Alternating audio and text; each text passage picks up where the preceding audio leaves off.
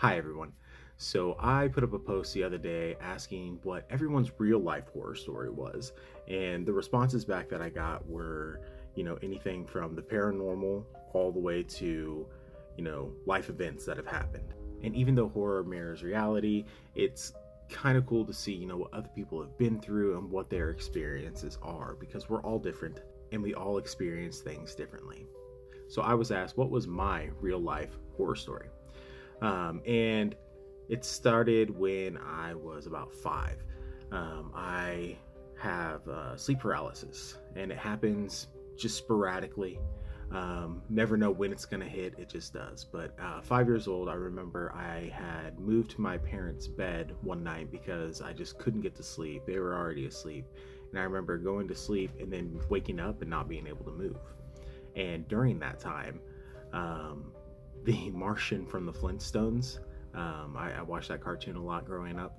The Martian from the Flintstones was flying around my room, but like real life flying around my room, and it scared the living shit out of me as a kid.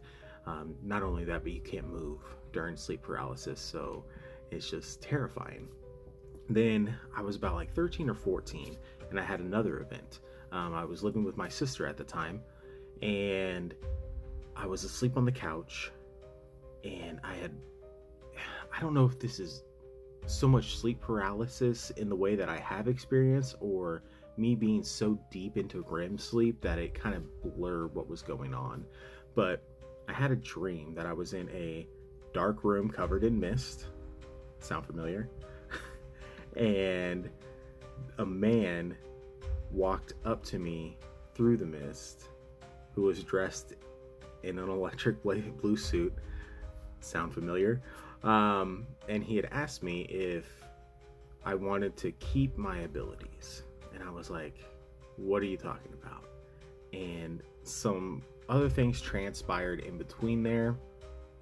And I can't remember what they were, but I remember that he had snapped his fingers and I woke up on the couch, unable to move. And I think that was just the dream coming in and causing me to wake up faster than what my mind woke up faster than my body, or vice versa. I'm not too sure, but I couldn't move. I couldn't even breathe, and it was terrifying. And finally I regained my composure. But the two scariest ones that I ever had, and one of them I actually wrote into Lights Out, which was in season 1, and it's about sleep paralysis and sleep paralysis demons. But I was living in Tulsa at the time.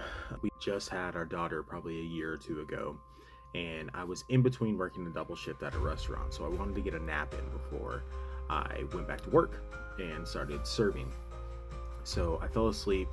It was kind of hot, so I threw all the blankets and the sheets on the floor, and I fell asleep. And I woke up, couldn't move, could barely breathe, and I was just like, all right, you know what this is? You've seen it enough, you've done enough. You just need to breathe through it. Breathe through it, breathe through it. Go, go, go. And then the fucking blankets started to rise up from the ground in the shape of a person underneath of them. Literally, just like my eyes were focused on them, and my brain said, "Let's fuck with this guy, and maybe we can get him to pee a little. Who knows?" And the head starts forming up, then the body, then everything else. And I remember just watching it come up, and I'm like struggling at this time and making probably the weirdest noises you've ever heard, trying to wake up. And I finally woke up.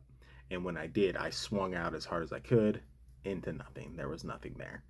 But then, the same house on a different night, asleep in bed, and I wake up, and my dog is right there, like in my face, looking at me like you okay, bro? Like, what's going on? And I start hearing crying, a kid crying, and this is in the Lights Out episode. A kid's crying, and I look past my dog, and in the corner of the room is this kid that was just gray and white, and like huddled in the corner, holding their knees and just like sobbing and looking at me. And I was like, the hell is this? And it looks beyond me and points and screams. And I was like, there's something behind me. It's gonna kill me. Oh my god, oh my god. I'm trying to wake up. My dog's still looking at me like, dude, what the hell are you doing? And I finally woke up and it was done. Then the last one, I promise. So this happened recently and it happened around my family. So I was asleep in downstairs. I fell asleep downstairs like dads do, in my chair, reclined back, watching a movie, living my best fucking life, and fell asleep. And while I was in the chair, another episode of sleep paralysis. But this time, it was fucking dolls. And I have an issue with dolls. They scare me. I don't know why. They just do. And maybe it was child's play growing up as a kid, and that just traumatized me. But I was asleep in the chair, and these dolls start climbing up my body and like coming up and like going up in my beard and in my face and like grabbing my cheeks and stuff like that. And I can't move. And I let out this like whimper scream while my wife and daughter are downstairs. My son was upstairs, and I'm like, I'm waking up. And I just look at him. I'm like, did you guys hear that? Did you hear that? Sorry about that. Another episode, another sleep paralysis episode. But those are my stories. Those are my scary stories. I haven't really seen much like paranormal type things.